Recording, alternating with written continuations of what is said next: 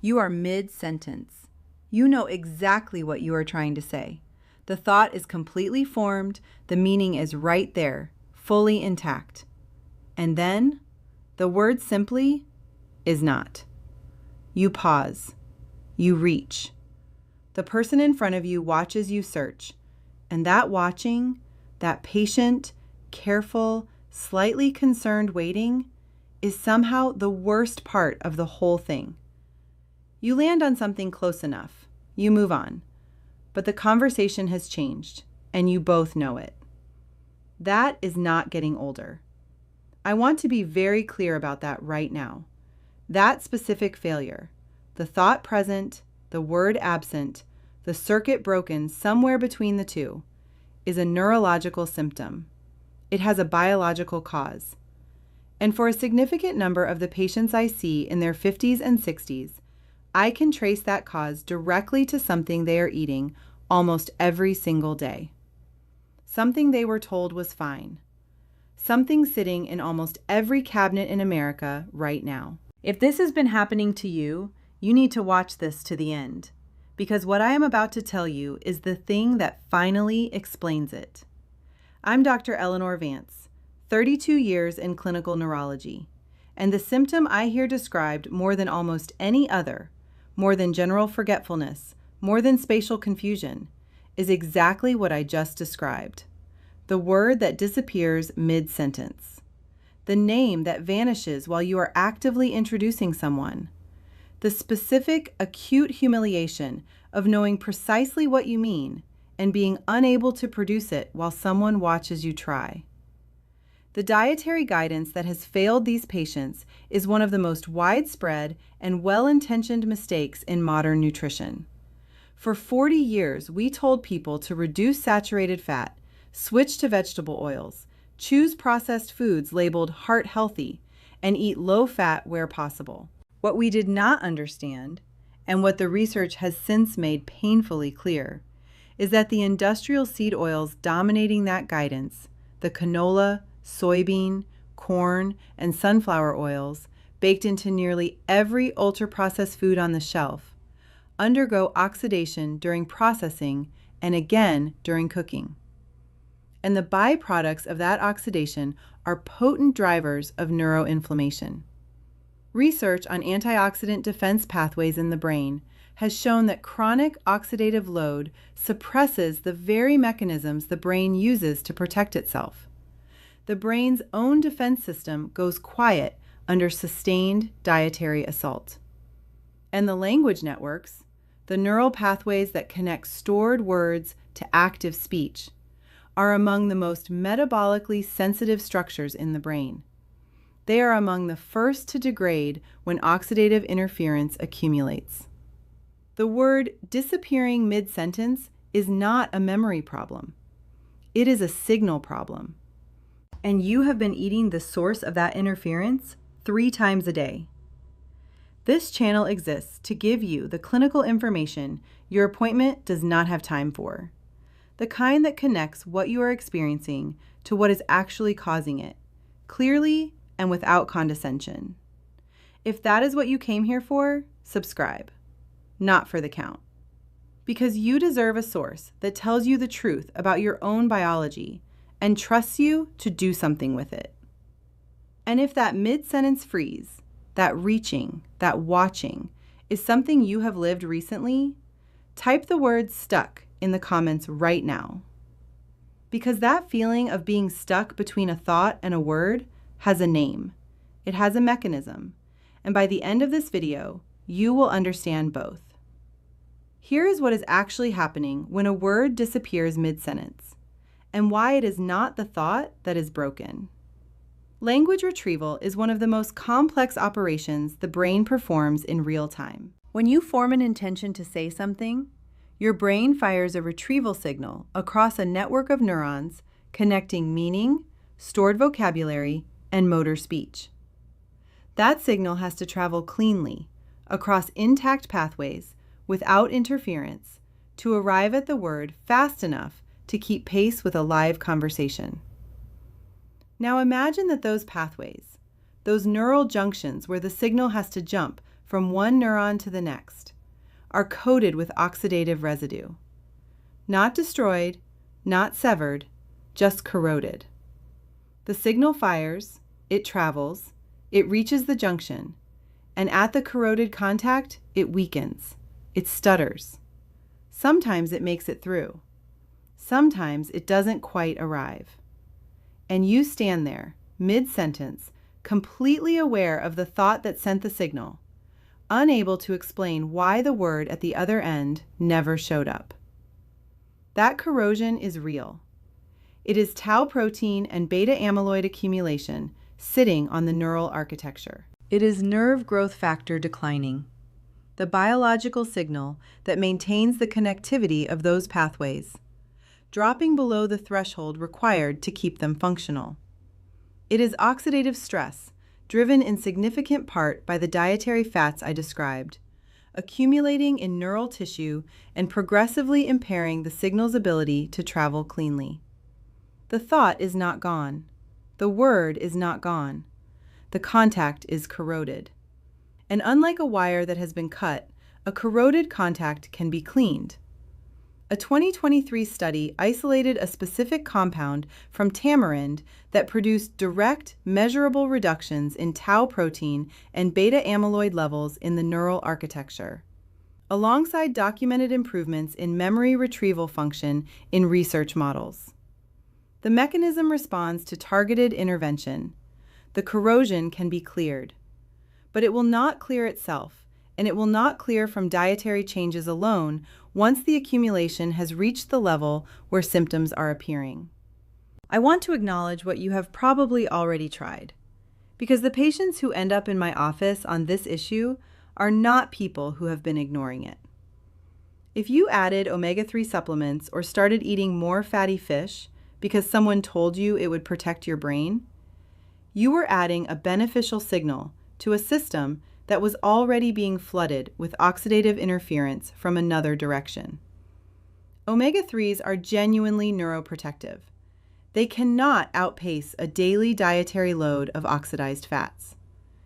You are building with one hand and eroding with the other, and the erosion had a head start.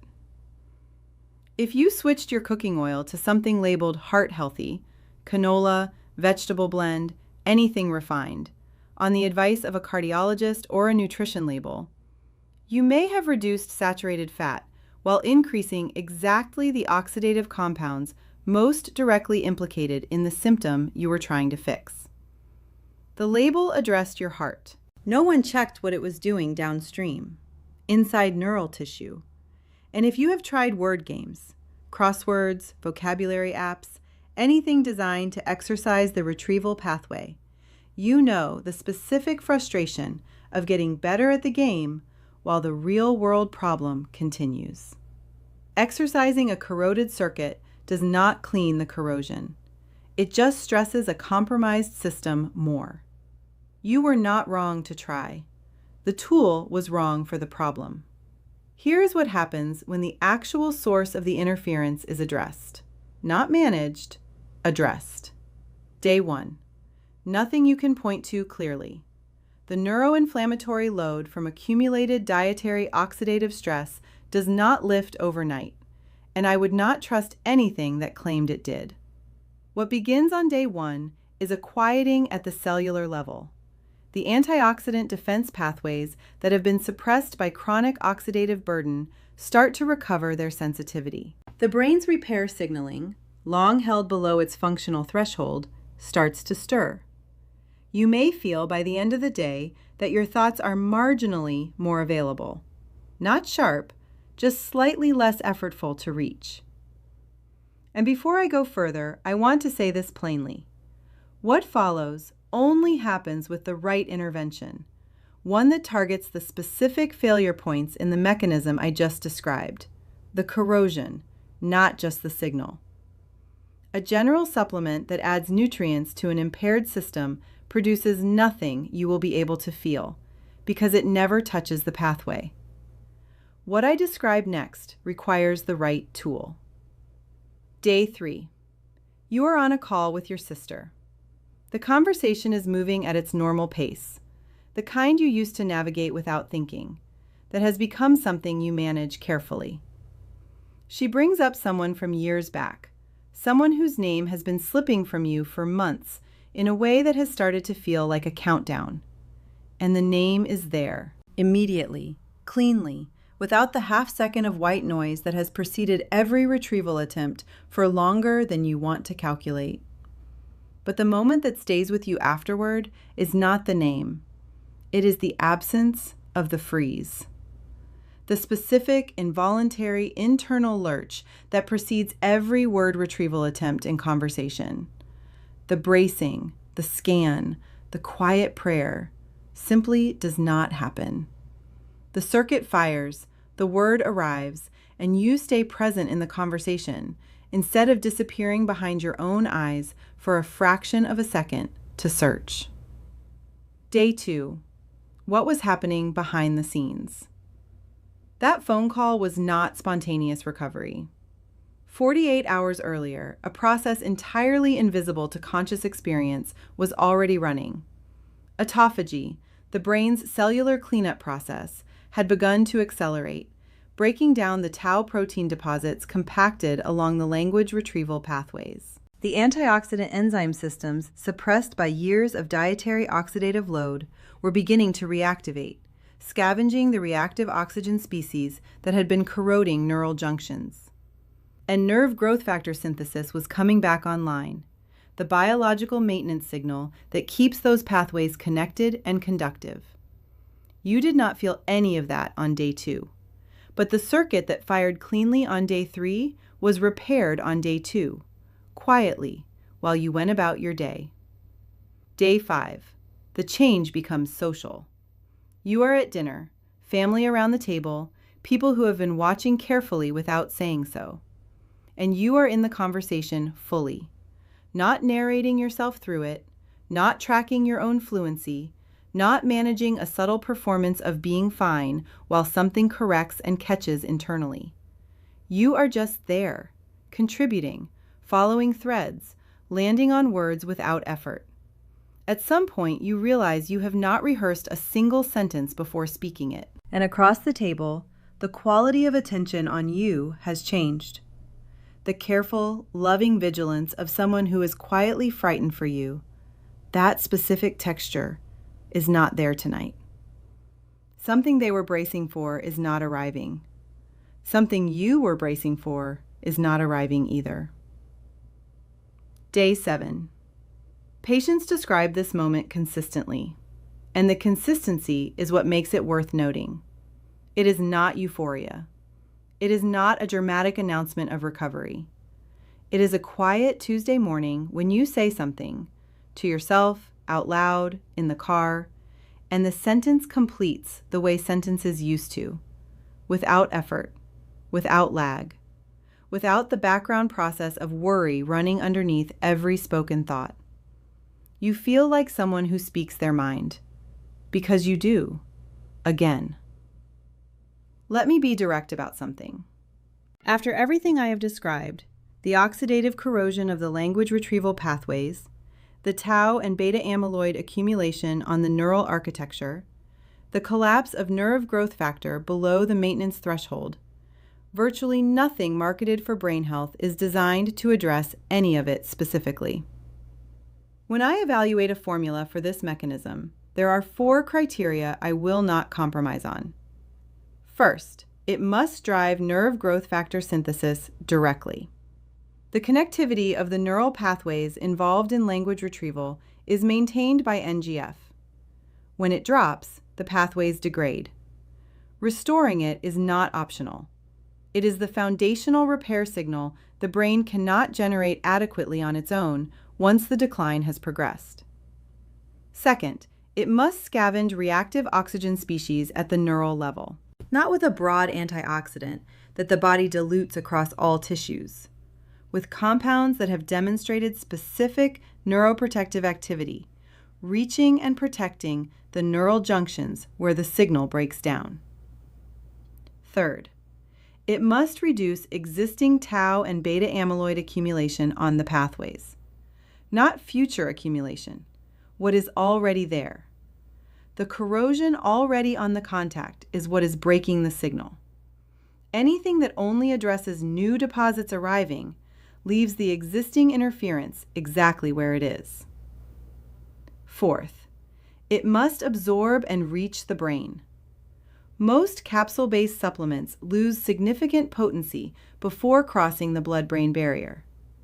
Delivery mechanism determines whether the first three criteria ever matter in practice. A formula that cannot reach the tissue it is meant to protect is a formula that does nothing. These four criteria disqualify almost everything available in this category. What meets all four is not easy to find. I looked for a long time before I found it. Neuroprime is the formula that meets every one of those criteria. I want to say that directly because I do not use that kind of language casually. It is a liquid drop, which addresses the absorption barrier at the root.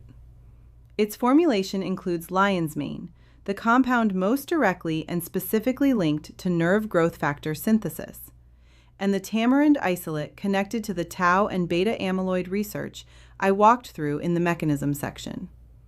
9 ingredients in total, each targeted to a specific failure point in what we have covered today.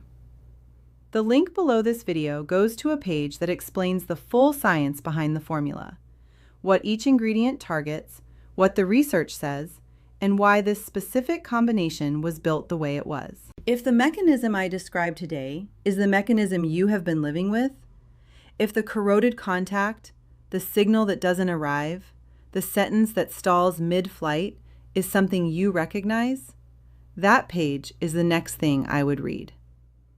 1 drop each morning, under the tongue directly, or mixed into whatever you are already drinking, coffee, tea, water.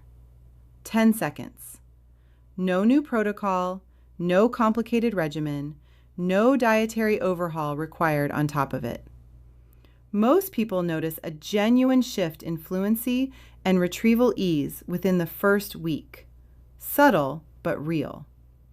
Full results, the kind that hold across weeks and compound, arrive with 30 to 60 days of consistent use. I am telling you the honest timeline because the honest timeline is the one that will keep you on it long enough to feel the full effect. The guarantee is 365 days. Full refund. Return whatever you have left in whatever state. There is no financial exposure in trying it. The only cost I can think of is continuing to stand mid-sentence, reaching, while someone waits for a word that should not be this hard to find.